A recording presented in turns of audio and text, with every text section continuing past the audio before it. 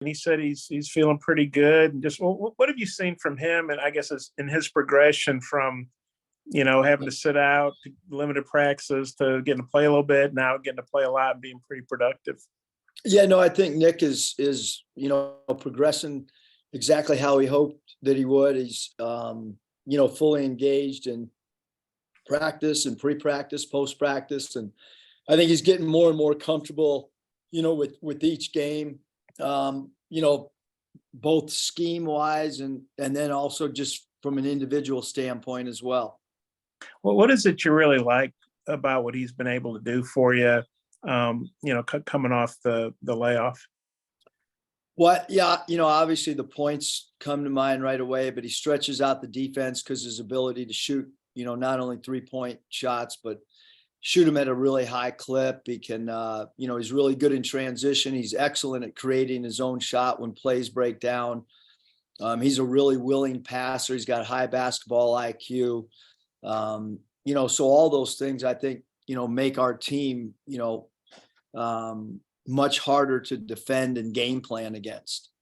Yeah, he had 5 assists the other day. A lot of times when guys score like him, they're not real willing passers, as you put it. Well, what is it about his game or his personality or whatever that you think makes him a good assist guy as well? What just winning is so important to him, number one. And then number two, I think he understands that, that you have to respect the defense, take what the defense gives you. I think all those things are part of, who he is as a basketball player, what his DNA is. And certainly those assists, they mean a lot to us because defenses are going to focus in on him and he's going to draw extra defenders when he's in isolation situations or pick and roll situations. So certainly not only your willingness to be a passer, but also your, feel for who to pass to and when to pass to becomes just as important. And he seems like he's real emotional. I never saw him play in high school or maybe some of those all-star games, but he seems really emotional. What do you think about, I guess, the emotion he shows on the court and how that affects, how that maybe impacts his game, hopefully in a good way? Yeah, no, I think he loves to get his teammates excited to play. He's vocal in timeouts. He's a guy that, some guys quietly go about stuff and then other guys are emotional spark plugs. And I think that, his energy, his emotional energy, I think that the whole team feeds off.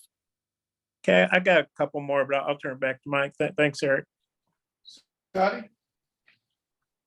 Yeah, Eric, I wanted to ask you about Devo. You mentioned his defense after the Oklahoma game the other day. There's been a few stretches or sequences, maybe the last 2 or 3 games, where it seems like he taps into this mode defensively where he makes it really difficult for the ball handler to even, I guess, put the ball on the floor. What is it in Devo that allows him to do that? And then what's it do for the team? Well, he defensively attacks dribbles. And, so every time an opposition dribbles the ball, he seems to be attacking it, with his reach and stabbing at the basketball. And he's just got like an incredible quickness, strength, and then reading the offensive player. But certainly, his defense has created big scoring runs for us just based on, when you have someone out on the ball, putting so much pressure, it kind of forces the other 4 teammates to play with the same defensive tenacity. And then just from a defensive standpoint, does he remind you of anyone that you've coached in the past, or just pretty unique? I think he's really unique. I think, when you think about great defenders, I don't really like to compare players, but Gary Payton always had such an impact on games when he played as a defender. And I certainly think that Devo has a similar type impact, from a defensive standpoint where it creates offense for you. And we've had some really good defenders, Jimmy Witt and Jalen Tate and guys like that. But those guys were, they were really solid defenders. Devo has this, uniqueness to being able to really create havoc and disruption are two words that I would say that he's able to do from a defensive standpoint. No, I think Mackay last week averaged a double-double, maybe 3 blocks, a couple of assists. Just what have you thought of the growth that maybe you've seen from him since the season started? Yeah, I mean, unbelievable amount of growth. Both sides of the basketball. He's starting to run a lot more dribble handoffs than maybe, even 2 or 3 weeks ago. He's playing out of the elbow a little bit more. I think early on was used a little bit more of a screen setter. And now we're starting to play through him a little bit because of his decision making.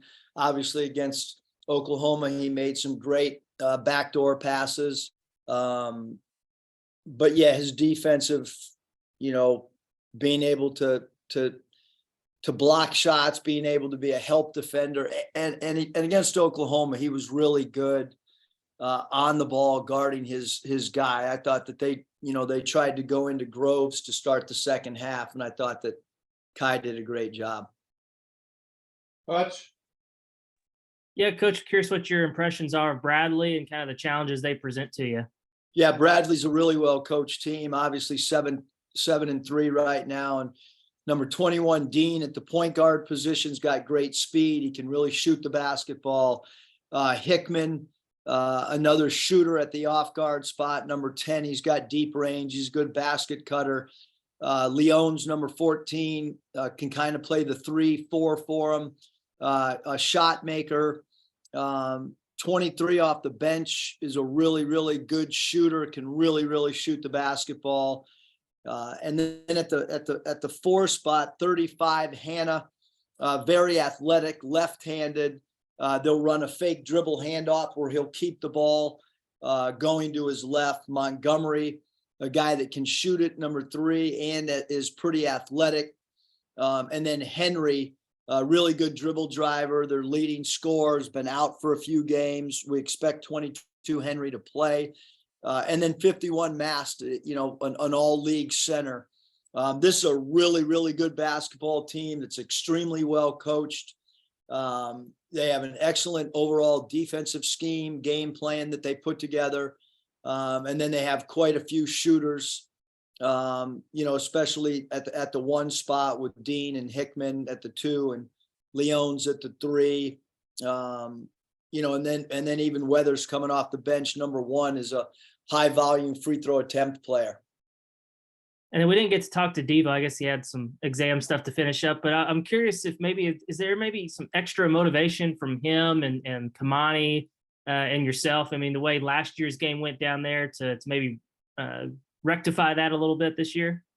Yeah, I think certainly, the guys from that area, like Devo and Nick, those guys are really excited probably to play in North Little Rock, and certainly Kamani, the staff, Devo, we'd like to play better than we did last year, but this has not been a 1-year, thing. I mean, if you look at our record in Little Rock, it's got to improve, and we've got to play better basketball than what we have of late. So maybe the change of time will help. Curtis, Coach, I know in the past you maybe haven't been as big of a fan of having a week off between games. Do you feel like it might come at a good time this year with, health and trying to make some of the adjustments without TB, or would you just assume get out there and play tonight? Yeah, I'd rather play. I'm like the players. I'd rather play as much as possible.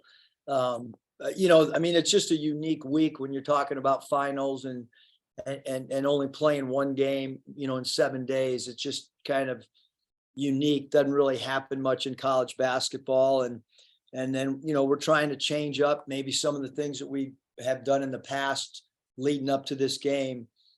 Because the schedule, obviously the last 2 years has been the game in Tulsa and then finals and then this game. So, we're going to leave a little bit earlier on Friday than we did in the past, get in about 4 or 5 hours earlier than we did last year. Obviously there's a game time change from 3 o'clock, and instead of 7, and you know, so hopefully it'll help. And then you mentioned, I think after the Oklahoma game, that you guys went to some more isolation looks offensively. It seems like you have several guys who can kind of create their own offense or make an individual play. I guess as a coach, do you feel like that gives you more flexibility or freedom with how you can use your roster to create or exploit some different matchups? Yeah, I think you know, any time that you have guys that can beat their own man and draw an extra defender, you know, I think it helps. Thought we did a great job. You know, the last game they went to zone and we got them out of that really quickly. We've worked on our zone attack, so you know, hopefully we're getting better.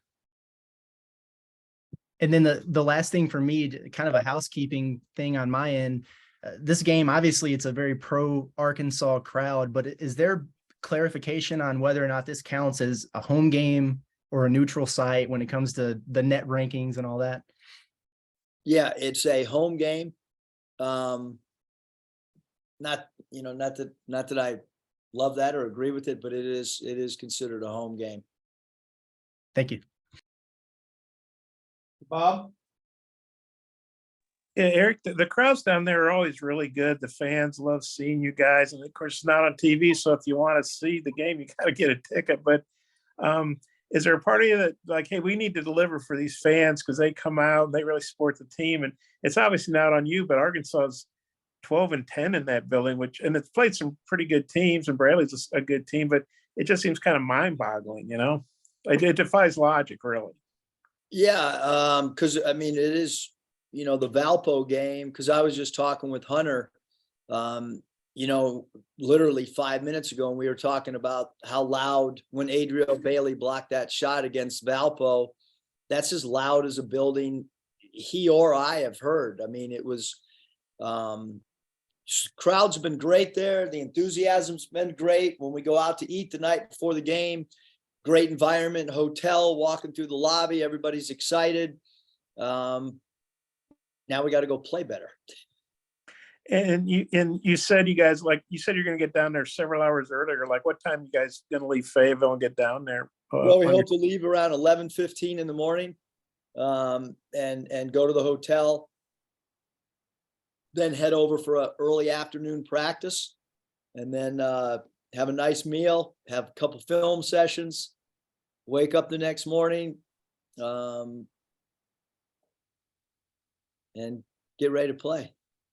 And a couple more things about Nick. You know, he's averaging, ever since the 6-minute game, he's averaging 19, 7, and 3 games. And we know he's an elite scorer at all the levels. But is that realistic that he can keep scoring at a clip like that, even, you know, as you get into SEC playing stuff? Or is that maybe asking too much for even a guy as good as he is? No, I mean, I think he's, you know, he's wired to be a scorer. He's, you know, he's used to having defenses focus on him. He's shown that when teams send extra defenders at him, he's a willing and great passer.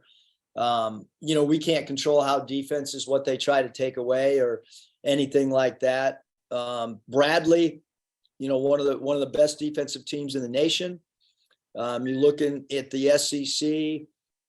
Mississippi State's one of the best defenses in the country. Alabama's playing great defense. Tennessee always plays great defense. So, you know, I mean, we're as a team, we're going to be faced with some different defenses as we get into conference play, and even with Bradley. I mean, you look at their numbers defensively, and some nights, you know, a game, the identity's a defensive, you know, battle, and sometimes, you know, a little more high scoring. Is Bradley, do they play man, zone, mix it up? What do they do defensively? They'll play predominantly man, but they do have a 3/4 court trap. They do have a 1-3-1. So, you know, we could see 3/4 court at times. We could see a 1-3-1. You know, we've done a really good job against a 1-3-1. Some of the teams in our league that have played that defense in the past, been really happy and pleased with how we have attacked the 1-3-1, whether it's Ole Miss or a couple other teams that that have done that against us in non-conference over the last few years. So, but we have to be prepared for all three defenses, the three quarters, the 1-3-1, and then obviously the man.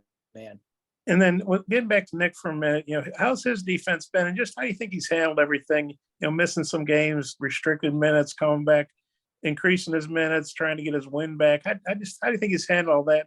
How's he done on defense? He's done great on defense. He's, continues to become a better team defender. He always, is a guy that takes pride on the ball defensively. And then, but, he's handled everything great. I'd probably say the one thing he was a little frustrated with was the minutes restriction in the first game that he was back. Probably the only time that he was a little frustrated. Other than that, I think he's handled everything a 10 out of 10. So one more, when I think of Bradley, I think I've always thought the Missouri Valley's kind of been underrated. They always play good ball there for a mid-major conference, and Bradley's kind of that. To me, I always think of them being old school basketball. Just kind of what do you think of the Missouri Valley and Bradley in particular, just historically? I mean, historically,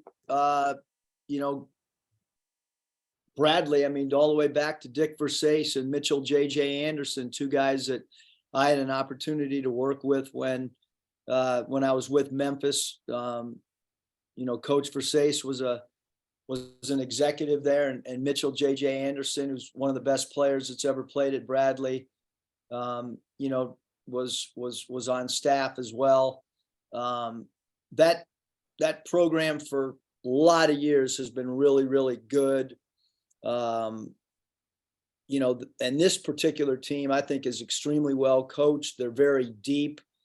They have shooting. They have a big center who can post up, a center who can make threes, an all-league center. And then, like I mentioned, Leones has really good size at the small forward spot. Hannah's a very, very good athlete at the power forward spot. So this is a team that we feel, can win their conference, which was one of the reasons that, we felt it important to try to schedule them, because they are a really good team, and like I said, very well coached, and they have experience as well. Yeah, I think they won the Valley 2 of the last 3 years, I think. So just a little info there, a little FYI for you.